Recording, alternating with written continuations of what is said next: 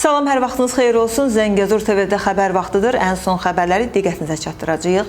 Bugün Böyük Qayıdış proqramı çərçivəsində Ağdərə rayonunun Suqovuşan kəndinə 185 nəfərdən ibarət 53 ailənin növbəti köçü baş tutub. Keçmiş məcburi köçkünlərə mənzillərin açarları təqdim edilib və ailələr yeni evlərində yerləşiblər. Bugünədək Ağdərə rayonunun Suqovuşan kəndinə ümumilikdə 126 ailə köçürülüb. Köçürülən ailələrin işlə təmin edilməsi xüsusi diqqətdə saxlanılır. Qeyd edək ki, Suqovuşan kəndinə köç bundan sonra da davam edəcək. Kəndə planlaşdırılan köçlə bağlı ümumilikdə 180 ailə siyahıya alınıb. 2004-cü il ərzində işğaldan azad edilmiş rayonlarda 2575 yeni iş yeri yaradılıb. Dövlət Statistika Komitəsinin hesabatı əsasında apardığı hesablamalara görə bu göstəricinin həcmi əvvəlki illə müqayisədə 2,1 dəfə artıb. Belə ki, 2023-cü il ərzində işğaldan azad edilmiş rayonlarda 1271 yeni iş yerləri açılıb. Qeyd edək ki, ötən il ərzində ən çox yeni iş yeri Xankəndi və Laçında yaradılıb. Belə ki,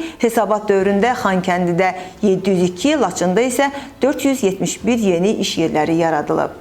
Cəbrayıl rayonu Mehdili kəndində baş verən partlayış nəticəsində xəsarət alan 1991-ci il təvəllüdlü şəxs Füzuli rayon mərkəzi xəstəxanasında hospitalizasiya olunub. Təbibdən bildirilib ki, ona sol aşağı baldır oynağı və ayaq səviyyəsində travmatik amputasiya diaqnozu təyin edilib. Pasiyentə zəruri tibbi yardım göstərildikdən sonra Bakı şəhərində yerləşən özəl tibb müəssisələrindən birinə təxliyə olunub. Təqsirləndirilən şəxs David Babayan bugün Bakı Hərbi Məhkəməsində davam etdirilən məhkəmə prosesində dövlət ittihamçısının sualını cavablandırarkən bildirib ki, Azərbaycanın vaxtilə işğal altında olan ərazilərində yaradılmış Qondarma Qurumun Xarici İşlər Naziri olarkən xarici səfərlərə Ermənistan Respublikasının vətəndaşı kimi gedib. O, xarici səfərlərə Ermənistan pasportu ilə getdiyini deyib. Müəyyən şəxslərdə diplomatik pasport da var idi. Sadə pasportlarımız kimi diplomatik pasportlar da Ermənistanın idi. Statın sonu. İsrailin baş naziri Benyamin Netanyahu Amerika Birləşmiş Ştatlarında növbədən kənar səfərdədir. Onu bu səfərdə hökumətin hərbi katibi general-mayor Roman Gofman da müşahidə edir. Baş nazir Amerika Birləşmiş Ştatlarının ticarət naziri Hovard Lutnik və ticarət üzrə komissarı James Greer ilə görüşüb. Məlumatlara əsasən Benyamin Netanyahu səfər çərçivəsində Amerika Birləşmiş Ştatları prezident Donald Trumpla da görüşəcək. Ağ Ev qlobal miqyasda gömrük rüsumlarını artırandan sonra bu ştatların liderinin xaricilər arasında Yəhudi dövlətinin hökumət başçısı ilə ilk görüşü olacaq.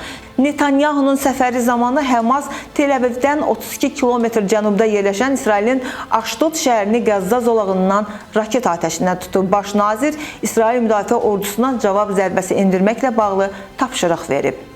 Daha bir xarici xəbərimiz var. Nigeriyanın Plateau ştatında bir neçə gün ərzində yaraqlılar azı 52 nəfəri öldürüb, təxminən 2000 nəfər isə evlərini tərk etməyə məcbur olub. Bu barədə Reuters agentliyi Nigeriyanın Milli Fövqəladə Hallar Agentliyinə istinadən məlumat yayıb. Hücumlar ötən həftə Boqquz dairəsinin 6 kəndində baş verib. Səbəblər məlum deyil. Bu, 2023-cü ilin dekabrından bəri regionda ən böyük zorakılıq dalğasıdır. Həmin vaxt 100-dən çox insan həlak olmuşdu. Məlumatda bildirilib. Plateau ştatı uzun müddətdir fermerlərlə maldarlar arasında gərginlik və dövrü toqquşmalar zonası olaraq qalır. İndi isə hava haqqında məlumat. Sabah, şimal və qərb rayonlarından başlayaraq 4 gün ərzində hava şəraitinin fasilələrlə yağıntılı olacağı, şimşək çaxacağı gözlənilir. Milli Hidrometeorologiya Xidmətindən bildirilib ki, ayrı-ayrı yerlərdə yağıntıların leysan xarakterli intensiv olacağı, dolu düşəcəyi, yüksək dağlıq ərazilərdə qara keçəcəyi ehtimal olunur. Havanın temperaturu ötən günlərlə müqayisədə tədricən 5-10 dərəcə aşağı enəcək. Əziz izləyicilərimiz, xəbərlərimiz bu qədər. Növbəti buraxışlarımızda görüşənə qədər hələlik.